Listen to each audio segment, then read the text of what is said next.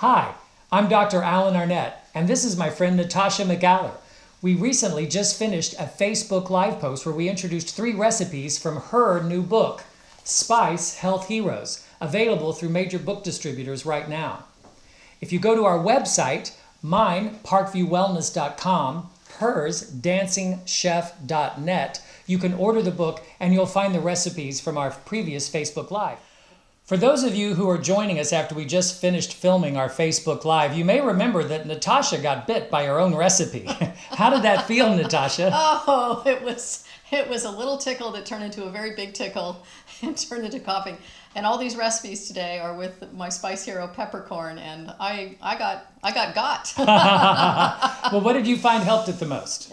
Drinking some more of the turmeric tea seemed to calm it down, and water, of course. So well, I think that's so funny. And one of the things I like most about that is it really does show the humanity that even any of us can get bit a little bit by these spices. Now, the doctor in me knows that you were totally safe. It was actually just causing a great deal of mucus to be secreted, and that actually can clear the head. That's kind of how it works if you're trying to really use it for medicine. Yes, and I love peppercorn, so I will just have my turmeric tea with me and water and just coffee. No, that's great. That's great. But now what I'd like to do is have an opportunity for Natasha and I just to talk a little bit about the background around our recipes. So Natasha, tell me a little bit how you came to be interested in combining health with food. It all started with my dance career. I was a professional ballerina I started at a very young age, and I was always interested in health, having to stay fit and lean and mean, and getting the most from the food that I can possibly get, with a few segues, a little weakness for chocolate, of course, and just a fascination with getting the best, reading about nutrition and medicine, and trying to impact my technique and my health as much as possible. Well, that sounds an awful lot like what I do for a living. I have always been interested in health from a natural standpoint. In fact, when I was in the military, that sounds funny, when I was in college, the military courted me to become a naval medical officer because my medical scores were so good. But when it came time to the moment to sign that contract, they said, okay, are you ready? And I said, well, what do you think about natural medicines like chiropractic, acupuncture, or food as medicine? And the military said, that's not really our focus. And so I said, well, thank you for the offer, but I'm going to follow my path. And the biggest part of my path has been trying to inspire people to not only eat better, but to eat foods that are tasty and super healthy. Yes. Maybe you could make a comment. I find when I say the word health and food, that immediately turns most people off. You had that experience? Yes, I have, because it also, from my point of view, it implies, oh, healthy. It's not going to taste good. It's not going to be fun. It's not going to be pretty. It's going to be really boring, and that's changed now. There are new things happening, and a better awareness, and also an availability of food that we haven't had in ever. Well, I find that there are 2 types of bad health foods. One are foods that people are unfamiliar with. So oftentimes when they have something new, like a new vegetable or something, when I was a kid, that made health food untasty. And then the other thing is that they just think it's bland. Yes. And that was the main reason I wanted to have you on board here, because you have brought amazing culinary skills and great taste to what the doctor is approving of as far as foods that will nourish us and bring better health, and in this case, more harmony back to our lives. How did you get attached with health as like medicine through food? What does that mean for you? When I started working on the book, I researched about the spices, I was taken by the medicinal properties, and I searched out doctors who have started a discipline called culinary medicine.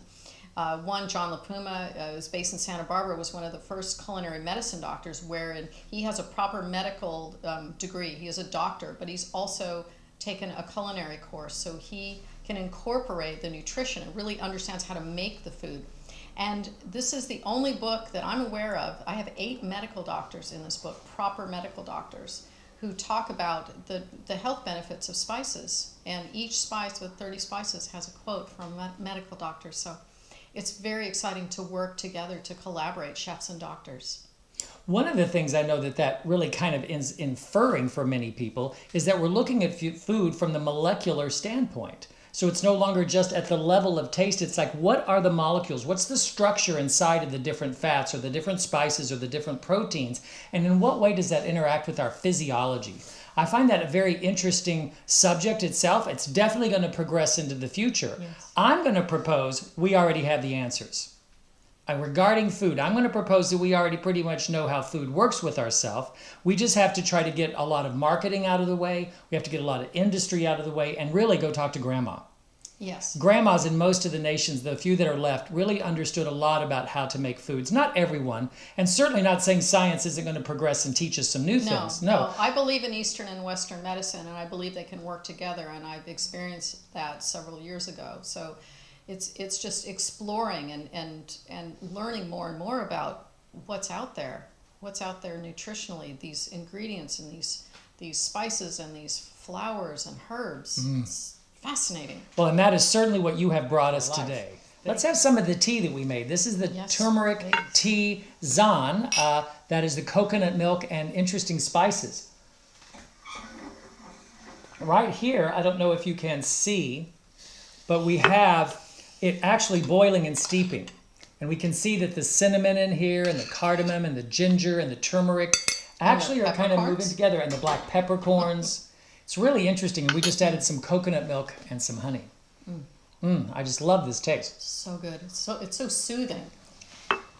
Any time of day. You can even have it iced if you want.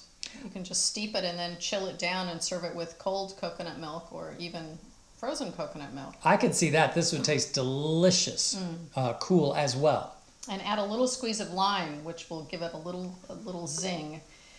And as you like, I love lime. I love the citrus. I think it's so good and it's bright. I love colors and yes, food. People think health food. This isn't health food. It's just food that's not it's not packaged, and it's not to say you can't have sugar, you can't have salt, you can't have fat, you can't have this, you can't have that. You can have those things, but in moderation, and enjoy them. Have a chocolate bar. Just have a dark chocolate bar. Well, this is oftentimes where I think health and gourmet cross paths. Because while there are some things that are not healthy in the gourmet world from a strict medical standpoint, most things are simply because of what you just said. They're the least processed. They're in their more natural state that we would consume them, although we put in the effort of actually making them themselves. Just like in this dish here with this avocado toast where we made that little radish, I call it a radish sauce, like little pickled radish sleeves. Yes. That thing actually brings flavor that people are very familiar with, and since we made it fresh and it's not made with unconscionable ingredients that would preserve it and alter its food color and give it a different consistency, when we make it ourselves, then it's delicious and it's really fresh. And I have to tell you, out of all the things I treat for internal medicine, from the patients I have who have autoimmune disease like rheumatoid arthritis and gout problems, to digestive disturbances, and even now mental emotional conditions that we treat. Chronic anxiety is a big one right now. Chronic depression are a big one right now. Food is still the medicine upon which medicine works. Yes. If there's no food, medicines of all types, even pharmaceuticals, oftentimes fail to provide health. Yes. I like how you called this spice health heroes. Tell me a little bit about what that means for you. Well, it's the 30 spices. Those are my heroes. Those are the things that, when added to dishes, increase the nutrition, and the most important thing, increase flavor.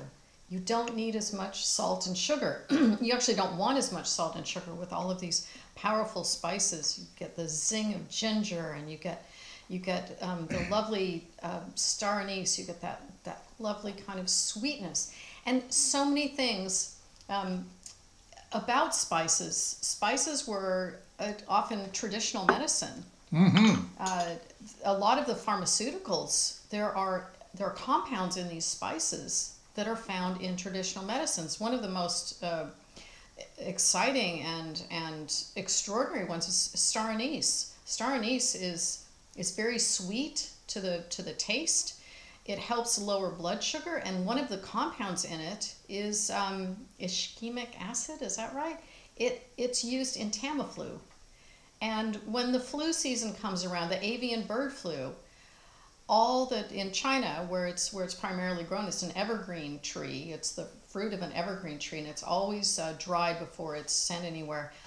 Suddenly, the stores of star anise disappear from all of the grocers in China because they're making their own special concoction to stave off the flu. Fascinating. These are fascinating stories. Now, it's important, I like little technical stuff, that the definition of a pharmaceutical is something that can be trademarked. And so therefore it does not exist in nature, and therefore it can be trademarked. You can't trademark avocado, at least yet. And so the definition of food as medicine is we would be using non-trademarkable or non-copyrightable ideas like avocado, toast, radish, and we're using them as a medicine because we colloquially say that if I'm ill, I'm going to use a medicine.